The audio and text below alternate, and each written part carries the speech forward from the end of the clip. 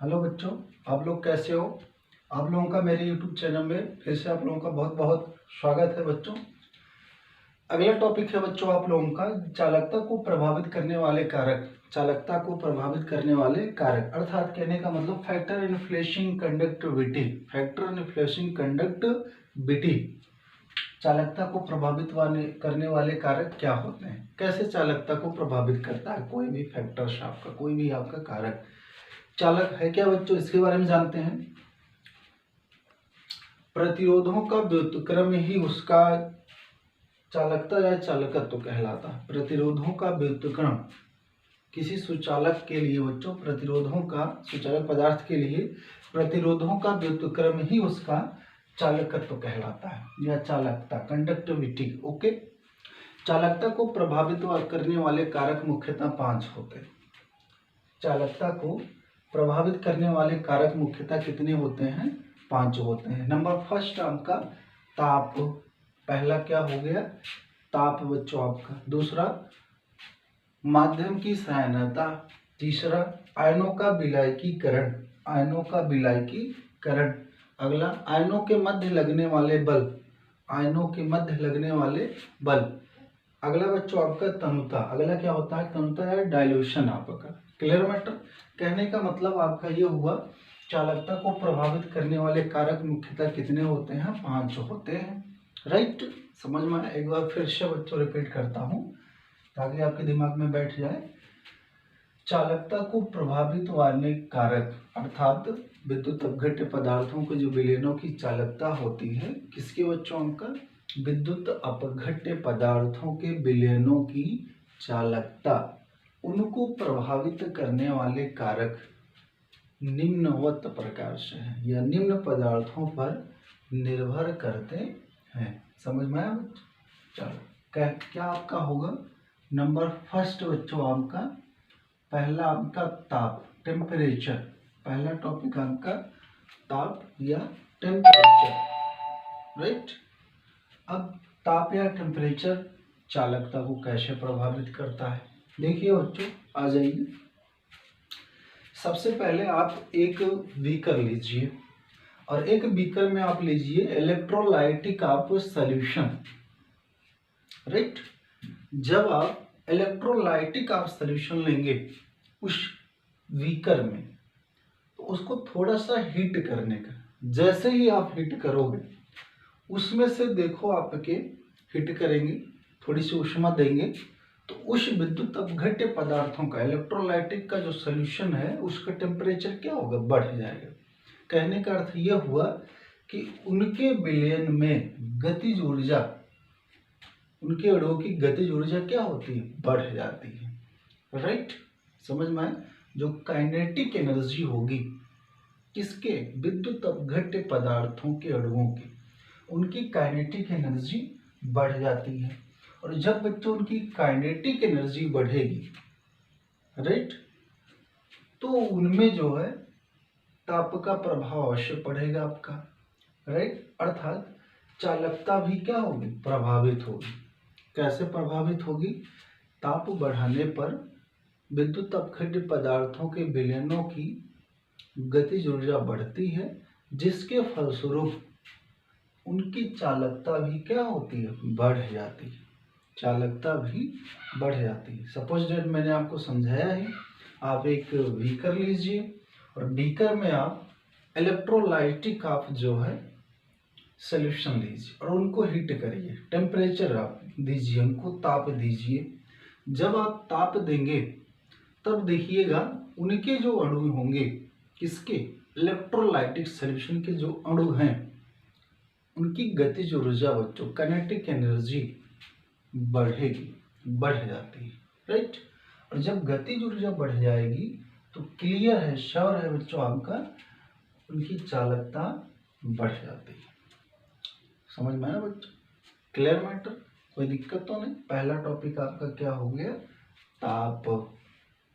ठीक है ना। अब लिख सकते हैं बच्चों, हम इसको कैसे टॉपिक में लिखेंगे, जब किसी विद्युत अपघट्य पदार्थ के विलयन को ताप हम देते हैं तो उनकी गतिज ऊर्जा बढ़ जाती है, जिसके फलस्वरूप उनकी चालकता भी बढ़ जाती है। पहला प्रभावित करने वाला बच्चों क्या हो गया, कारक आपका। क्लियर मैटर, समझ में आया, कोई दिक्कत तो नहीं। ओके बच्चों, आ जाओ दूसरा टॉपिक। दूसरा टॉपिक है बच्चों आपका माध्यम की सयानता। माध्यम, कोई ना कोई बच्चों माध्यम होगा, समझ पाओ ना, माध्यम की सयानता। राइट बच्चों, अब माध्यम की सयानता क्या होगी, देखो माध्यम कहते हैं किसे, माध्यम क्या होता है, जब आपने कोई विद्युत अपघट्य आपने पदार्थ लिया, अपने पदार्थ लिया बच्चों, इलेक्ट्रोलाइटिक सब्सटेंस आपके लिया, ठीक है ना। अब उसको किसी आप सॉल्वेंट में वितरित करोगे, राइट।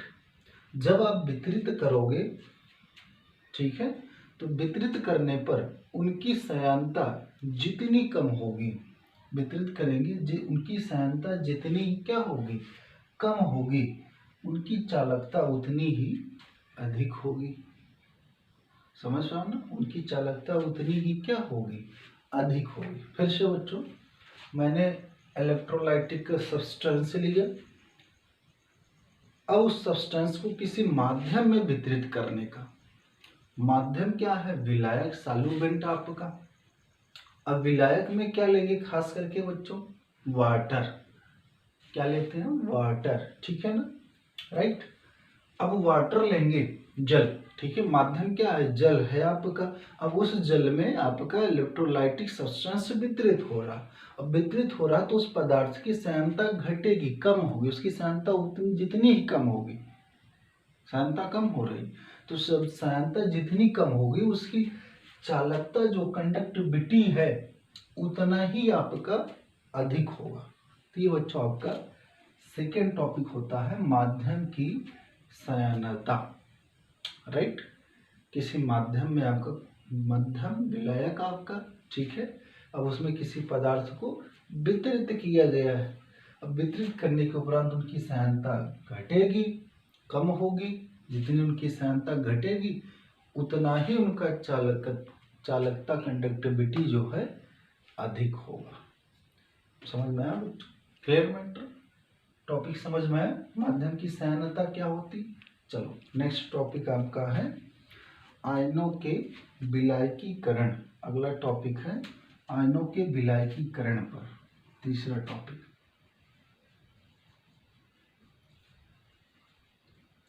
आयनों के विलायकीकरण, आयनों के विलायकीकरण पर बच्चों अगला टॉपिक, आयनों के विलायकीकरण पर बच्चों आपका अगला टॉपिक है आपका आयनों के विलायकीकरण पर, राइट बच्चों, समझ में आया। अब इसके बारे में बच्चों जानते हैं, आयन के साथ ध्यान दो, जो आपके आयन होंगे, आयन क्या होंगे, इलेक्ट्रोलाइटिक सब्सटेंस में आपका NaCl है, इसमें आपका Na+, राइट।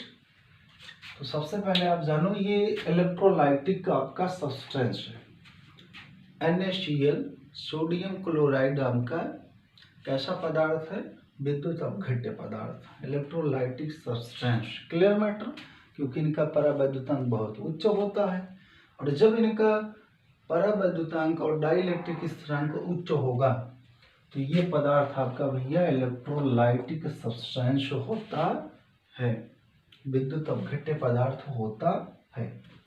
समझ में आया, क्लियर मैटर। तो आयन का कोई आयन दिया गया, आयन का विलायक के अणुओं में मिलना, आयन का विलायक के अणुओं में मिलना विलायकीकरण कहलाता है, राइट। समझ में आया। फिर से बच्चों आपका आयन का या आयन के साथ विलायक के अणुओं में मिलना ही या जुड़ना ही विलायकीकरण कहलाता है, राइट। समझ पाओ बच्चों। इसके आगे तथा विलायकीकृत आयन, जो विलायकीकृत बच्चों आपका आयन होगा, उनके आकार बढ़ने के साथ बच्चों आपका उनकी चालकता घट जाती है। कहने का मतलब जब आयन आपका विलायक में बच्चों आपका विलायक में आयन के जो अणु होंगे बच्चों आपके, आयन जो है विलायकों में जब बच्चों अणुओं के साथ मिलेंगे, इकट्ठा होंगे, ठीक है, तो उनका बच्चों जो है उनकी चालकता क्या हो जाती है, कम हो जाती है, अर्थात उनकी चालकता बच्चों जो है घट जाती है। तो शाब्दिक भाषा में आप समझिए बच्चों क्या होता है, आयन के साथ विलायक के अणुओं में जुड़ना, विलायक के अणुओं में जुड़ना विलायकीकरण कहलाता है। राइट, समझ में आया बच्चों? कैसे? आपने जल लिया, जल एक विलायक है, अब जल विलायक है तो जल अणु है।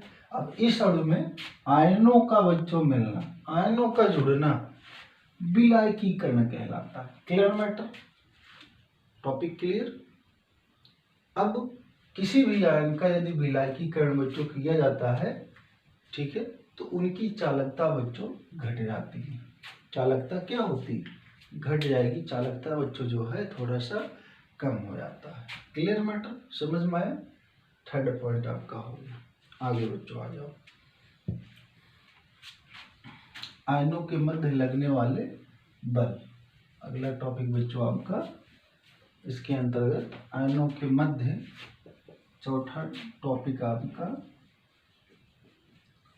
आयनों के मध्य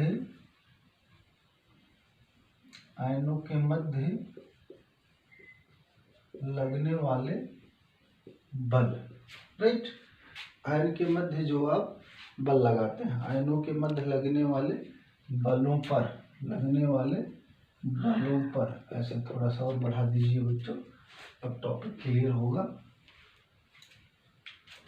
आयनों के मध्य लगने वाले बलों पर। तो बच्चों आपको पता है कोई भी बच्चों आपका इलेक्ट्रोलाइटिक सॉल्यूशन है, अब उसके आयन जो होंगे, उसके आयन में जितना भी आप फोर्स लगाओगे, अर्थात बल लगाओगे, उसकी चालकता उतनी ही घट जाती है। जितने कोई भी आपका आयन दिया गया बच्चों, कोई भी आयनों के मध्य जितना हम बल लगाएंगे उतनी ही उसकी चालकता क्या होगी, घट जाएगी। समझ पाए ना? उसकी उतनी ही चालकता बच्चों क्या होती है, कम हो जाती है। तो आपका चौथा टॉपिक हो गया चालकता को प्रभावित करने वाले कार्य में चौथा टॉपिक आयनों के मध्य लगने वाले बलों पर। अब है का टॉपिक बच्चों आपका आयनों के मध्य लगने वाले, आयनों के मध्य बच्चों जितना हम अधिक बल लगाएंगे उतना ही उसकी चालकता बच्चों या गतिशीलता बच्चों क्या हो जाएगी, घट जाएगी। जब गतिशीलता कम होगी उसकी मोबिलिटी क्या हो रही है, जो मोबिलिटी है आपका वो घट रहा है। जब वो घट रहा है कब, जब आप फोर्स लगा रहे हो, बल लगा रहे हो, तो उसका घट रहा है, मूवमेंट गति उसकी घट रही है, गतिशीलता मोबिलिटी। और जब गतिशीलता कम हो रही है तो उनकी चालकता भी क्या हो जाएगी, कम हो जाएगी, घट जाएगी। राइट, समझ रहे हो? चलो ये हो गया। अगला टॉपिक बच्चों आपका चौथा टॉपिक है तनुता पर। चौथा टॉपिक क्या है, तनुता पर। राइट, डाइल्यूशन आपका डाइल्यूशन। अब तनुता पर आ जाओ। शाब्दिक विभाषण जानो, तनुता को हम बोलते हैं डाइल्यूशन। डाइल्यूशन का मतलब होता है तनुकरण, किसी विलयन का तनु करना। कोई आपने विलयन लिया, एक कंसंट्रेशन, एक डाइल्यूशन सॉल्यूशन। अब आप जो है जो तनु विलयन है उस तनु विलयन को थोड़ा सा और तनु करते जाइए। स्थानांत विलयन को आप क्या करिए, उसको कंसंट्रेशन से डाइल्यूशन बनाते जाइए। जितना आप उसको तनु बनाओगे, जितना विलयन की तनुता बढ़ेगी उसकी चालकता भैया उतना ही बढ़ती है। कहने का मतलब किसी इलेक्ट्रोलाइटिक सॉल्यूशन का बच्चों डाइल्यूशन बढ़ाने पर, यानी तनुता बढ़ाने पर, ठीक है, उसकी चालकता कंडक्टिविटी भी क्या होती है, बढ़ जाती है। ये 5 टॉपिक बच्चों तो याद रखिएगा बच्चों। Factor inflation conductivity, number first temperature आपका, सेकंड आपका माध्यम की सांद्रता, अगला आयनों के विलायकीकरण पर, चौथा आपका आयनों के मध्य लगने वाले बलों पर, पांचवा आपका तनुता पर। क्लियर? लास्ट में फिर से तनुता पर टिप्पणी फिर से बोलता हूँ। किसी विद्युत अपघट पदार्थ विलयन की तनुता बच्चों आपका तनुता बढ़ाने पर, जितनी तनुता उसकी बढ़ेगी उतनी ही चालकता उसकी बढ़ जाती है। तो ये चालकता को प्रभावित करने वाले कारक होते हैं। ओके बच्चों, समझ में आया? चलो अब अगला टॉपिक नेक्स्ट, इसको रिजल्ट करता हूँ। अगला टॉपिक बच्चों, आयनों के स्वतंत्र अभिगमन हेतु कोलराउश नियम, अर्थात Kohlrausch law of independence migration of ions. बच्चों आपका Kohlrausch law of independence migration of ions. Okay, आयनों के स्वतंत्र अभिगमन हेतु कोलराउश नियम बहुत आता है बच्चों। कहाँ पर आता है? बोर्ड परीक्षा में, यूपी बोर्ड परीक्षा में बच्चों कोलराउश नियम बहुत ही पूछा जाता है। तो इसको खास करके बच्चों आप लोग ध्यान दीजिएगा और दिमाग में ऐड कीजिएगा कोलराउश नियम के बारे में। ओके, आ जाओ समझाता हूँ बच्चों। मेरे समझाने से आपको 2 मिनट में आएगा बच्चों, बस ध्यान देने का। वीडियो शेयर कीजिए बच्चों और वीडियो को ध्यान से देखिए 5 मिनट 10 मिनट रिप्लाई करके। एक बार देखिए, फिर उसको रिपीट करिए, फिर रिपीट करिए, कई बार रिपीट करिए और देखिए आपके दिमाग में एकदम मैं बैठ जाऊंगा बच्चों, गारंटी है। मेरा चैलेंज रहता है बच्चों। आयनों के स्वतंत्र अभिगमन हेतु कोलराउश नियम। आइए बच्चों, किसी विद्युत अपघट्य विलयन के अनंत तनुता पर चालकता, तुल्यांकी चालकता, राइट, चालकता नहीं बोलेंगे, किसी विद्युत अपघट्य विलयन की अनंत तनुता पर तुल्यांकी चालकता, तुल्यांकी चालकता, उनके